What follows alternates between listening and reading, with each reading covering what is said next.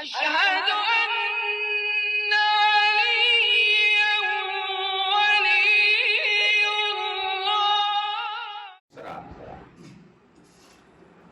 تیسرا یہ کہ انسان کی فطرت میں ہے، کافروں کے ہاں جہاں تصور توحید بھی نہیں ہے، وہاں یہ ہے کہ اگر کوئی کسی پر احسان کرے، نیکی کرے تو تھینک یو کہنا لازمی سمجھتا ہے۔ منعم نعمت، شکر نعمت، یہ تین چیزیں ہیں۔ منعم عربی میں نعمت دینے والا یا منعم دعاؤں میں ہے، اور ہم ہیں منعم علیہ۔ بس انسانی مزاج میں کافروں کے ہاں بھی یہ ہے کہ کوئی احسان کرے، کوئی مہربانی کرے، کوئی نیکی کرے تو یعنی شکریہ ادا کرنا چاہیے۔ بس یہ ساری خوبصورت کائنات اور یہ جان، یہ ہدایت، یہ ساری چیزیں نعمتوں سے مالا مال اللہ نے کیا ہے، ٹھیک؟ اب نعمتوں سے مالا مال ہے، پہلا مقدمہ۔ نعمت دینے والے کا شکریہ ادا کرنا دین سے پہلے عقل نے فیصلہ دیا ہے، دوسرا مقدمہ۔ اب تیسرا یہ کہ جب آپ اس کا شکر ادا کریں گے تو پہلے اس کی حیثیت کو جان لیں گے تاکہ یہ شکر اس کی حیثیت سے کم نہ ہو۔ یہ توحید کی پیغام کہ کوئی ہے ہستی، اسے پہلے پہچانو، اس کے شان کے مطابق شکر ادا کرو اور شکریہ ادا کرو۔ یہ تین دلیل عقلی میں نے خلاصہ بیان کیا، یہ تقاضا کرتا ہے کہ یعنی کوئی ہے ہستی کہ اس کے سامنے سر تسلیم خم کرنا ضروری ہے۔ ان سارے دلائل کے ذریعے مشکل سے ہمیں ایک تصور ذہنی آ گیا ہے توحید کا۔ اگلا مقدمہ، یہ سارے دلائل عقلی کی روشنی میں مسئلہ بھی حل نہیں ہوا، ایک اسٹیج پر پہنچ گئے۔ وہ اسٹیج یہ ہے کہ تصور آ گیا ذہن کے اندر کہ کوئی ہے، لیکن وہ کون ہے، کہاں رہتا ہے، کیسا ہے، صفات کیا ہے، کمالات کیا ہے، ان کو پہچاننے کے لیے پہلا مرحلہ ہوتا ہے تصور۔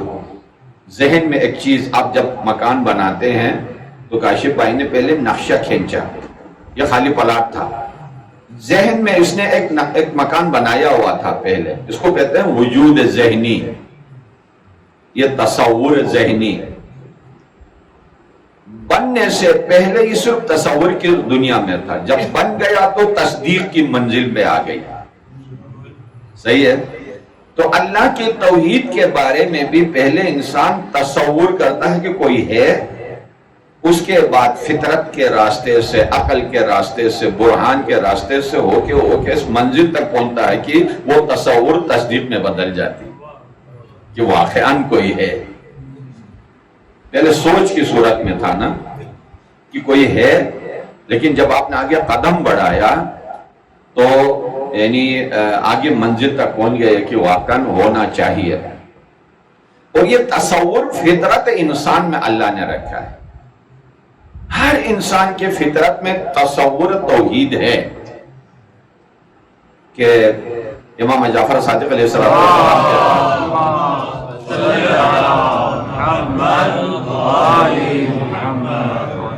ایک آدمی آیا اور کہا کہ فرزند رسول مجھے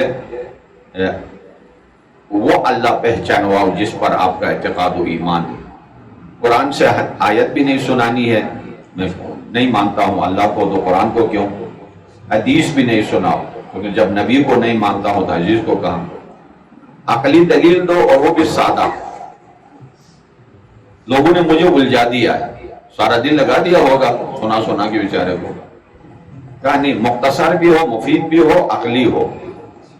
مولا نے فرمایا، اس آدمی کا نام عبداللہ تھا، عبداللہ آپ نے کبھی پانی پہ سفر کیا ہے؟ کہا ہاں۔ کبھی کوئی حادثہ بھی پیش آیا ہے سمندری سفر میں؟ ہاں پیش آیا۔ کیا ہوا تھا؟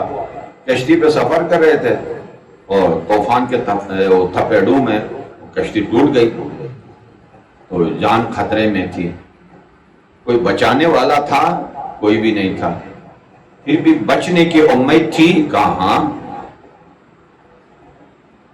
تو جب تختی بھی نہیں ہے، ساحل بھی نہیں ہے، بھور میں پھنسے ہو، بچانے والا بھی نہیں ہے، تو پھر بھی بچنے کی امید کہاں سے آئی؟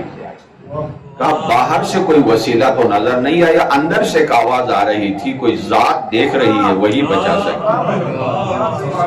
مولانا نے کہا یہی توحید ہے. فرمایا یہی توحید, یہی توحید.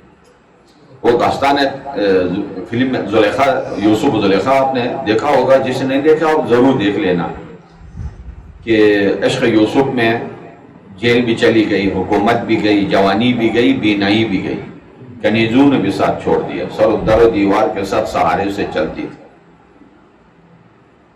اور صرف بت خانہ اس کا سہارا تھا. وہاں بتوں میں جاتی تھی اور وہاں سے مثلا یہ جا کے توسل کرتی تھی اور ہاتھ لگاتی تھی وغیرہ. فطرت کے آئینے پر غبار ابھی ہٹا نہیں تھا.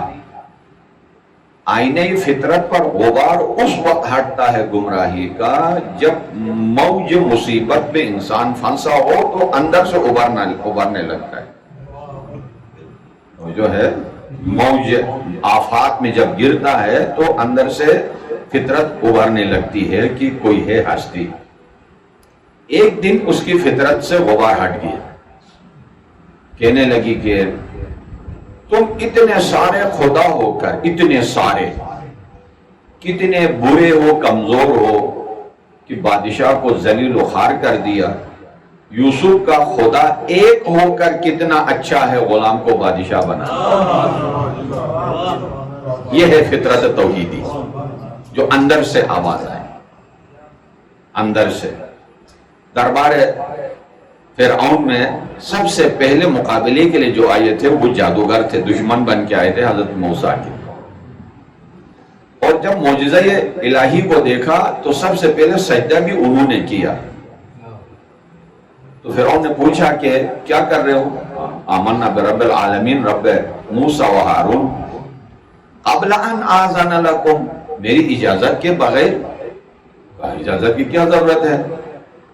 سر کاٹ دوں گا, سولی پہ چڑھا دوں گا, دنیا چھینوں گا, ماروں, کر دو جو کرنا کرو. ہل گیا فرعون, ڈر گیا, کچھ ہو گیا ہے, ابھی کچھ ہونے والا ہے. یار ابھی مجھے تم پروٹوکول مانگ رہے تھے, دولت مانگ رہے تھے, موسیٰ پہ جیت جائیں تو ابھی کیا ہوا؟ تو جواب آئی فطرت کی آواز, اِنَّا إِلَىٰ رَبِّنَا لَمُنْقَلِبُونَ. تم سوچ رہے ہو کہ ان کو مار دوں گا, حیات نو مل رہی ہے, ابھی حیات تازہ, مالک حقیقی کی طرف پلٹ رہے ہیں, تیری وجہ سے مرے ہوئے تھے, ابھی زندگی مل رہی ہے. یعنی اسی آن میں یہ آواز ان کی آئی. ان تمام کمالات کے ساتھ مشکل سے ایک قدم حل ہوتا ہے, وہ تصور توحید. ابھی تصدیق تک نہیں گئے ہیں.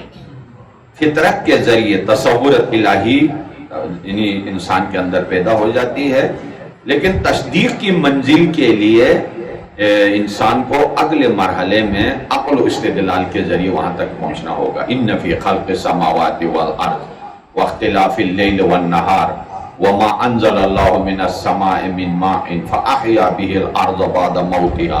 یہ پوری کائنات یونیورسٹی ہے توحید کی.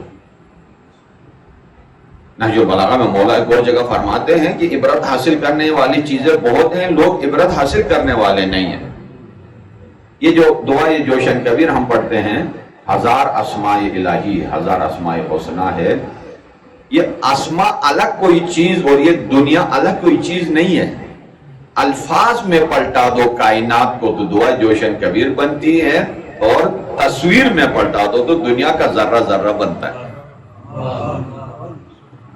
اگر اجناس میں تبدیل کر دو تو کائنات کا ذرہ ذرہ ہے, یہ اس کی تفسیر کر رہی ہے پریکٹیکلی. اور دعائے جوشن کبیر الفاظ میں, اب الفاظ کی صورت میں ہو تو اس لیے کہ اس دعا میں کیا لکھا ہوا ہے, یا مالکو, کوئی مملوک ہے تو مالک ہے نا, یا خالقو, مخلوق ہے تو خالق ہے, یا رازقو, مرزوق ہے تو رازق ہے, یا ستارو, کوئی گناہگار ہے جب یعنی عیب چھپانا چاہتا ہے, یا غفارو, جہاں جاؤ گے آپ کی زندگی کے ساتھ ریلیٹڈ ہے. ان کو سوچنے کے بعد انسان تصدیق کی منزل تک پہنچ جاتا ہے کہ اول الدین معرفت ہو, دین کی اساس دین کی اساس معرفت ہو. یہ ہو کہاں جاتی ہے؟ اوپر. وہ جو ہم سائے ملک والے کہتے ہیں نا سارے مسلمان ہو گئے، مسلمان سارے اوپر والا. یہ لفظ زیادہ استعمال کرتے ہیں اوپر والا. تو یہ یعنی اللہ کی طرف جاتی ہے جو میرے دل سے مجھ سے زیادہ قریب تر ہے. اول الدین معرفت ہو، پہلا قدم معرفت الہی. اور حضرت ابو ذر غفاری کے لیے جو پیغمبر اسلام نے جو نصیحتیں لکھی ان میں پہلا جملہ یہی ہے، یا ابا ذر اپنے رب کی عبادت اس طرح کر کہ فَإِنَّكَ تَرَاهُ، گویا تو اسے دیکھ رہا ہے. فَإِن كُنْتَ لَا تَرَاهُ فَإِنَّهُ يَرَاكَ، اگر تو اسے نہیں دیکھتا ہے تو وہ تجھے دیکھ رہا ہے.